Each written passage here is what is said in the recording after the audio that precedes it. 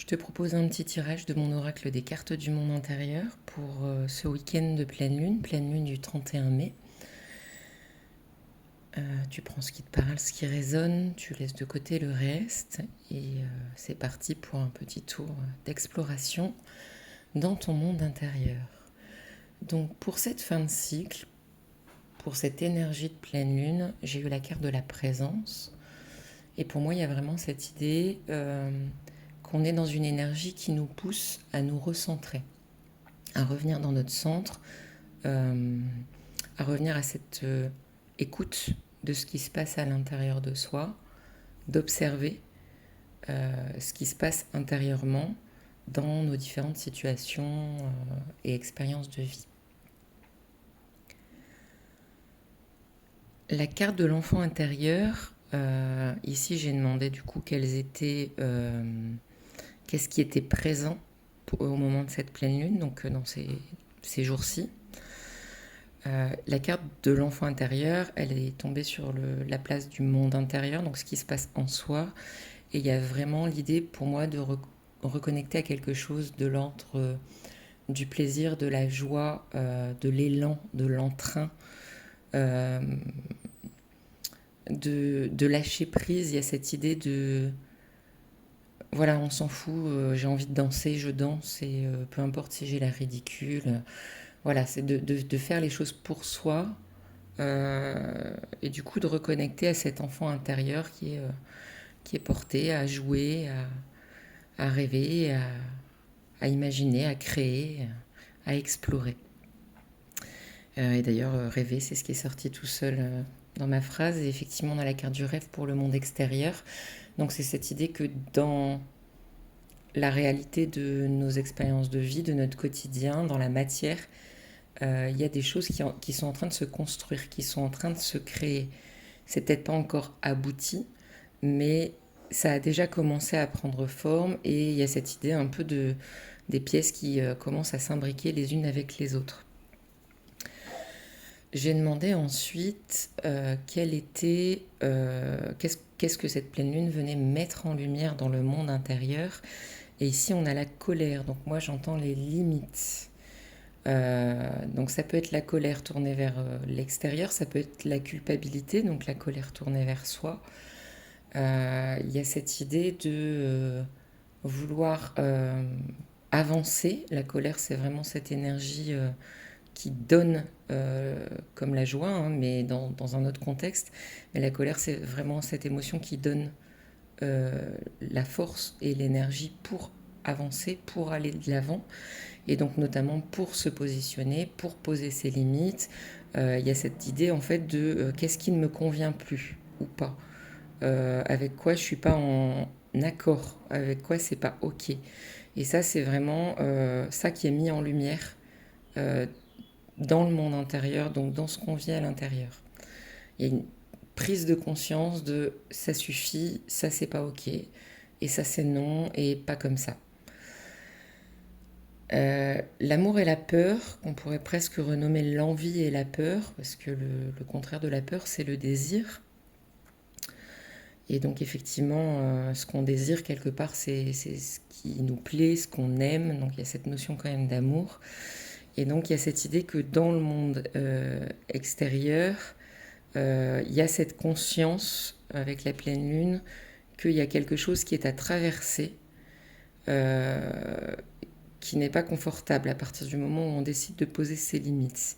Et donc ça fait peur, mais en même temps c'est pour pouvoir aller vers quelque chose de plus aligné pour nous, de plus juste, de plus valable, de plus acceptable pour nous, qui nous convient, qui nous correspond, et donc qui correspond notamment à ce qu'on a envie de concrétiser dans notre réalité. Et donc, avec cette carte de l'amour et la peur, il y a vraiment cette idée qu'il y a deux émotions fondamentales en fait qui nous gouvernent, deux énergies de vie, c'est l'amour et la peur, et, euh, et les deux vont ensemble et c'est ok à partir du moment où j'aime quelque chose, quelqu'un, une relation, j'y tiens. Et donc à partir du moment où j'y tiens, forcément que par moment j'ai peur Voilà, si je retiens l'ami qui a trop bu ce soir, c'est justement parce que je l'aime et que bah, j'ai peur pour lui, pour sa sécurité. Et donc, voilà, la peur et le fait de tenir aux choses, aux gens, c'est pas forcément quelque chose de malsain, de négatif. Et donc, il y a cette idée, effectivement, que finalement, quoi qu'on choisisse de rester dans nos peurs pour pas aller vers ce qui nous appelle, vers ce qu'on désire, ou à l'inverse, d'aller vers ce qu'on désire, mais du coup, ben, il faut affronter la peur. Et on sait que la peur fera de toute façon partie du chemin parce qu'il n'y a jamais aucune garantie, en fait, dans l'absolu. Et parce que la vie est impermanence et changement et que, en soi, dans l'absolu, rien ne dure éternellement. En tout cas, dans cette matérialité de la vie. Pour le reste, chacun est libre de ses croyances. Euh, Et donc, j'ai demandé pour la ligne suivante ce que cette pleine lune finalement nous apportait euh, intérieurement. Et donc, on a la carte des ressources. Et donc, il y a cette idée qu'il y a quelque chose qui se débloque intérieurement de c'est bon, c'est ok, je suis capable, je suis prêt, j'ai la possibilité de, je, je peux mettre en place ce qu'il faut pour, pour sortir de ses limites et pour aller vers ce qui est OK pour moi en fait. Donc il y a cette idée, j'ai les ressources en moi et un pas à la fois, un étage à la fois, une étape à la fois, j'avance vers quelque chose qui me correspond mieux, qui correspond à ce que j'ai envie de concrétiser, même si ça fait peur. Mais j'ai envie de le concrétiser parce que c'est ce qui m'appelle, c'est ce qui m'attire et je sens que c'est là où je peux trouver euh, quelque chose qui va être nourrissant pour moi et quelque chose que j'ai envie de nourrir aussi. Et dans le monde extérieur, qu'est-ce que ça vient faire bouger? C'est l'énergie du conflit. Cette carte, elle est souvent perçue comme quelque chose de négatif. Il n'y a pas de notion de positif ou de négatif dans le langage symbolique et dans un oracle. Le conflit, c'est pas quelque chose de négatif, c'est quelque chose qui est parfois nécessaire. Ce qui peut être un peu négatif et malsain, c'est finalement quand on tombe dans la guerre, ou dans les non-dits, ou dans l'écrasement de soi, le sacrifice. Voilà, ne pas aller au conflit parce qu'on n'a pas envie de se fâcher, mais du coup sacrifier bah, nos besoins fondamentaux, c'est pas ok non plus en fait. Et donc dans le conflit, il y a cette idée que le conflit c'est quelque chose qui est simplement à résoudre. En fait, le conflit vient nous montrer que ici et maintenant, sur ce point, l'autre et moi sommes en désaccord. Donc c'est pas forcément une personne physique, c'est pas forcément un autre être avec lequel on est en désaccord. Ça peut être aussi être en désaccord avec une idée, avec des principes, avec des valeurs. Ça peut aussi nous parler justement de sortir d'un conflit intérieur en justement en se positionnant plus clairement et finalement d'oser aller vers ce clash, entre guillemets, ce conflit qui nous fait peur, mais d'oser s'y confronter pour pouvoir mobiliser nos ressources et voilà, avec cette prise de conscience de nos limites et de ce qui est plus aligné, de ce qui est plus OK pour nous. Et donc, j'ai demandé, pour terminer le tirage, une carte de vers quoi on allait, donc pour cette fin de cycle, c'est-à-dire pour les 15 prochains jours jusqu'à l'arrivée de la prochaine nouvelle lune, du prochain cycle lunaire. Et j'ai deux cartes qui sont tombées et c'est la carte de la souffrance et de la tristesse. Et j'adore parce qu'en fait, il n'y a que des cartes entre guillemets négatives là qui tombent. Et je me dis, waouh, la souffrance et la tristesse qui tombent en même temps, c'est juste incroyable.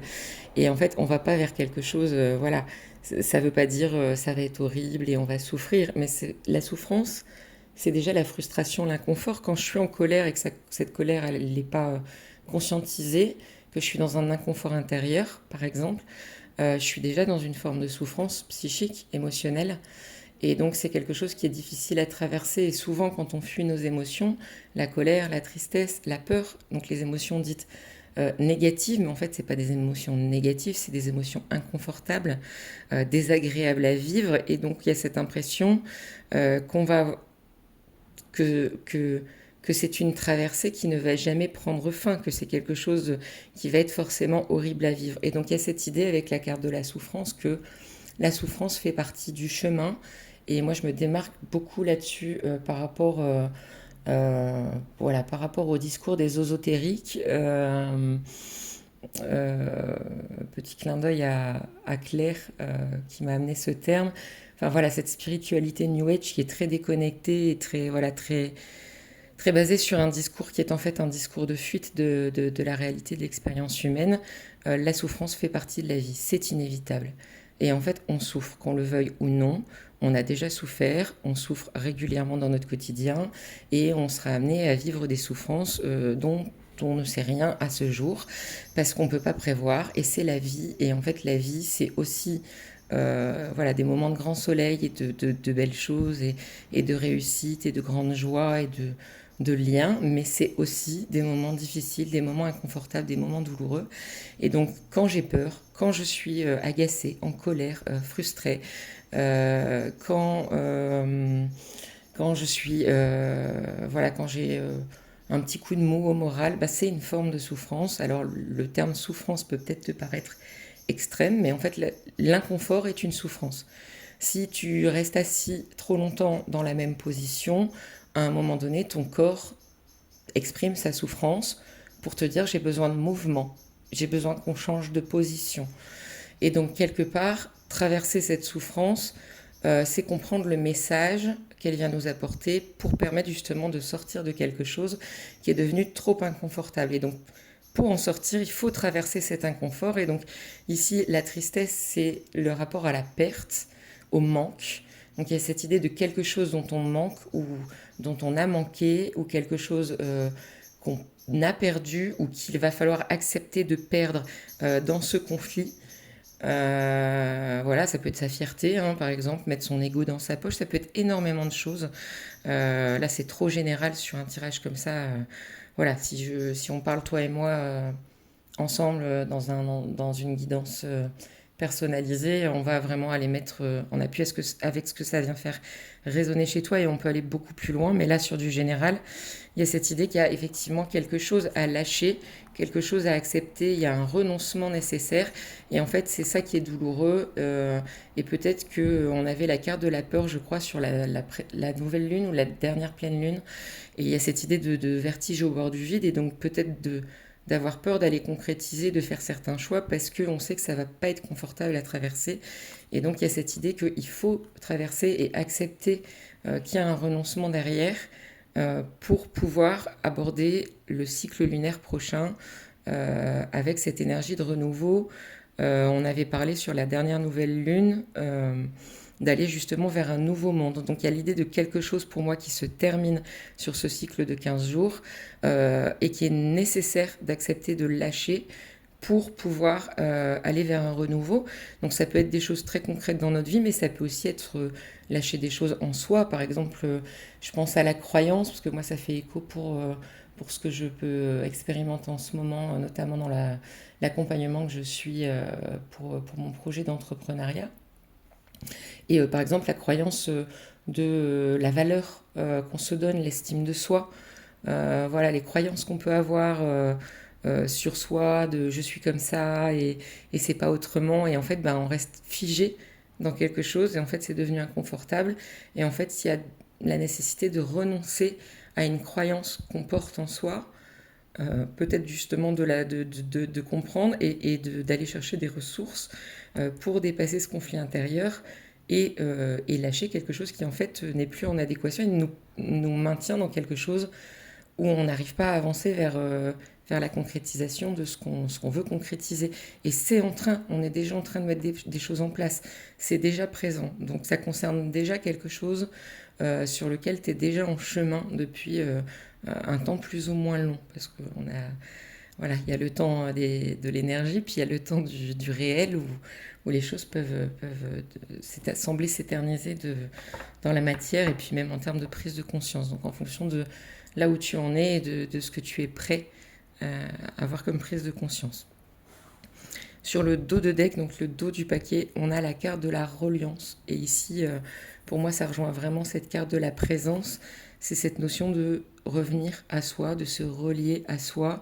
Et du coup aussi de faire évoluer la façon dont on se relie à tout le reste. C'est-à-dire aux autres, à nos situations de vie, à notre métier, à nos relations, à la vie et aux épreuves, aux événements agréables ou désagréables auxquels elles viennent nous confronter, et de se reconnecter aussi avec cette notion justement d'incertitude et de mystère, et voilà, de faire confiance à quelque chose aussi de plus grand que soi. Voilà, après tu le nommes comme tu veux, il n'y a pas nécessité d'y avoir une croyance spécifique ou une religion. Ça peut, mais c'est pas indispensable. Voilà, ta bonne étoile, voilà, le mystère infini de la vie, tout simplement. Voilà, qui fait qu'on est là et que, avec toute cette diversité et tout ce qu'il y a de beau et de moins beau dans cette réalité, et donc de reconnecter à ça, de se relier, euh, et j'entends de se relier à cette grandeur en soi. Et il y a, j'ai une pensée pour un de mes formateurs il y a quelques années, Jean. Il y a cette phrase qu'il avait formulée qui vient de revenir, l'idée de réaliser la vie du petit homme, non pardon, réaliser l'œuvre du grand homme dans la vie du petit homme, donc avec un H majuscule, donc réaliser la vie, la grandeur de ton humanité, de toi en tant qu'être humain, à ton niveau, dans ta vie à toi, euh, d'être humain, dans cette petite vie, voilà, parfois simple. C'est pas forcément réaliser. L'idée, c'est que c'est pas forcément réaliser des grandes choses, mais se réaliser soi. Et, euh, et voilà, et avec la colère, il y a quand même cette notion pour moi de prendre sa place. J'espère que ce petit moment t'a plu et t'a permis de naviguer avec un peu plus de clarté dans ton monde intérieur. Si tu as envie d'aller plus loin, n'hésite pas à m'envoyer un petit message pour avoir les infos et les possibilités d'exploration intérieure que je peux te proposer, dans lesquelles je peux t'emmener euh, en rendez-vous, en face à face ou à distance. Je te souhaite une belle pleine lune, une belle fin de cycle, un beau week-end. J'espère ensoleillé et peut-être un peu moins chaud que ces derniers jours. À très bientôt, bye bye.